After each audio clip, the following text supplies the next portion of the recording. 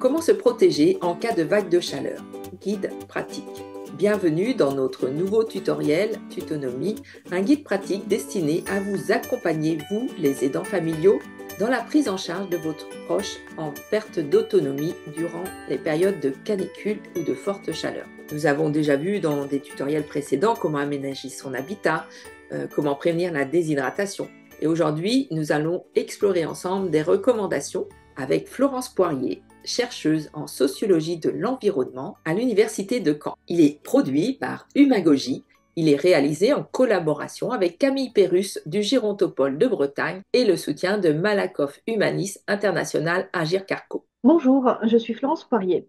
Aujourd'hui, je vous explique comment vous protéger ou protéger vos proches en cas de canicule. Dans cette vidéo, nous aborderons des points essentiels pour prévenir les risques liés à la canicule en mettant un accent particulier sur les personnes âgées. Nous allons vous présenter des mesures préventives avant et pendant une canicule. Alors Florence, pourquoi les personnes âgées sont-elles plus à risque durant des fortes chaleurs? Oui, commençons par définir ce que signifie d'abord une canicule. Donc, il s'agit d'une période où, pendant au moins 3 jours consécutifs, les températures dépassent les 33 degrés, voire les 35 degrés en journée, et restent au-dessus des 20 degrés la nuit, selon les zones géographiques. Le danger donc réside notamment dans le fait qu'il n'y a pas suffisamment de baisse de la température durant la nuit, empêchant le corps de se reposer et de récupérer. Mais au-delà de ces chiffres, l'aspect critique d'une canicule réside dans sa durée prolongée, la rendant potentiellement dangereuse, surtout pour les personnes les plus âgées et les plus fragiles. Et pourquoi les seniors sont-ils particulièrement vulnérables lors d'une canicule?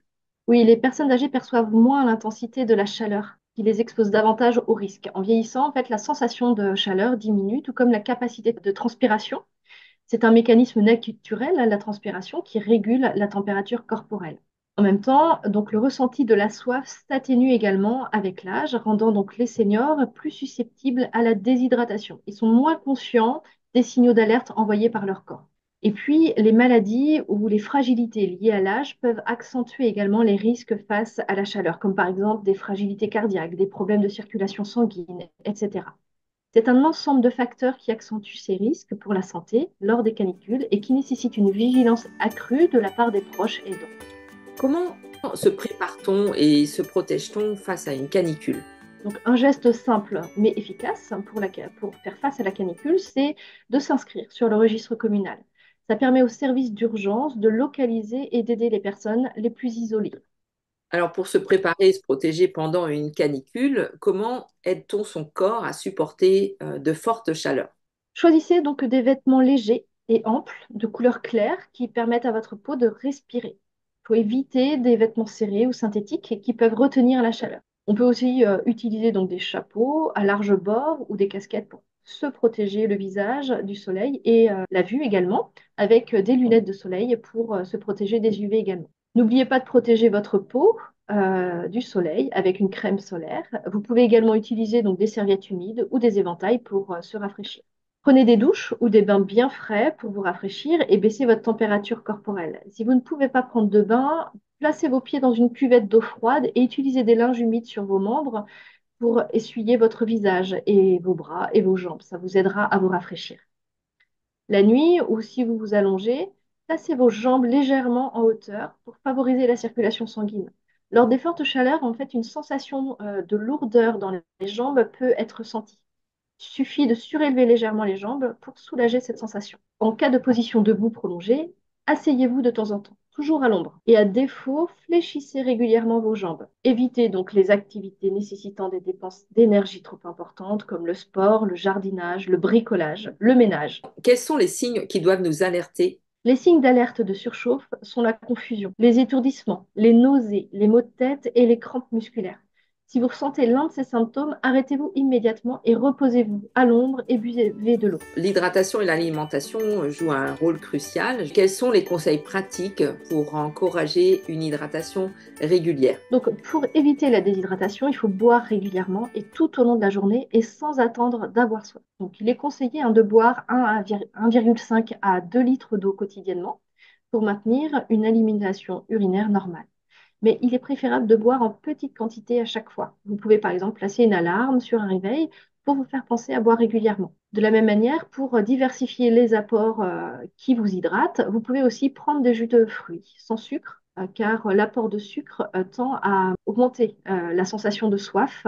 Évitez les boissons contenant de la caféine et de l'alcool, car elles peuvent contribuer à la déshydratation et augmentent la sécrétion d'urine. Et puis, si vous avez un problème de santé, demandez à votre médecin traitant quelle quantité vous devez boire et quelle quantité vous devez manger quotidiennement. S'il est difficile pour vous d'avaler des liquides, votre médecin peut aussi vous prescrire de l'eau gélifiée. Et si des fuites urinaires sont observées ou en cas de transpiration importante, n'hésitez pas à changer de linge plusieurs fois par jour.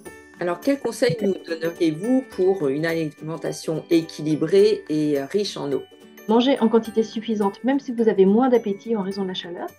Pensez également aux aliments riches en eau qui peuvent vous hydrater, par exemple les crudités, les fruits, les légumes frais, melons, pastèques, prunes, raisins, agrumes, fraises, pêches, courgettes, crudités également, concombres, tomates, carottes, sauf en cas de diarrhée, les soupes froides également, les compotes, les yaourts ou fromages blancs. Dans tous les cas, évitez de boire ou manger glacé ou seulement en petite quantité. Ça atténue vite la sensation de soif, mais vous risquez de ne pas vous hydrater correctement pour couvrir vos besoins.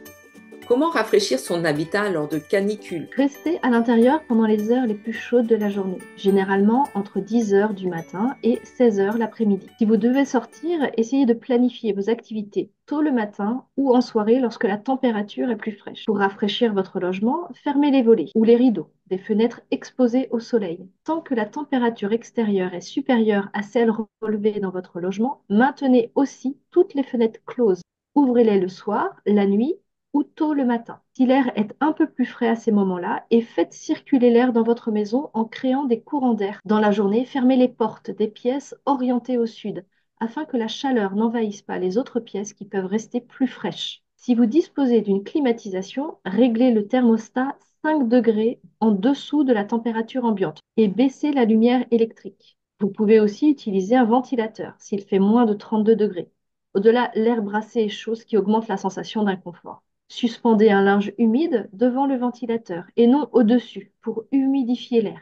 Évitez d'employer des appareils générant de la chaleur comme le four, l'ordinateur, le sèche-cheveux. Vous pouvez notamment cuire vos aliments tôt le matin quand il ne fait pas encore trop chaud. Si vous n'avez pas la climatisation à la maison, essayez de passer du temps dans les pièces les plus fraîches de votre domicile, comme le sous-sol, quitte à l'aménager temporairement. Essayez de passer au moins 2 ou 3 heures par jour dans un endroit climatisé, comme les grands magasins, les cinémas, bibliothèques, musées, lieux publics. Dans tous les cas, restez à l'ombre.